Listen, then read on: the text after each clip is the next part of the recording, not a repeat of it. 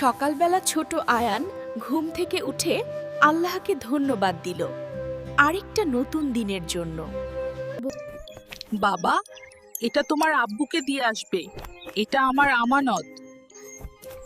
আয়ান খুব সাবধানে ব্যাগটি হাতে নিয়ে হাঁটতে লাগলো। সে জানে আমানত মানে দায়িত্ব। হঠাৎ ব্যাগের ভেতর থেকে একটি চকচকে কয়েন গড়িয়ে পড়ে। আয়ান থমকে দাঁড়ায়। তার মনে প্রশ্ন।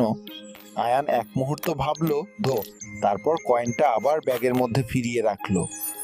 সে জানে সত্যবাদিতাই সহিক পথ।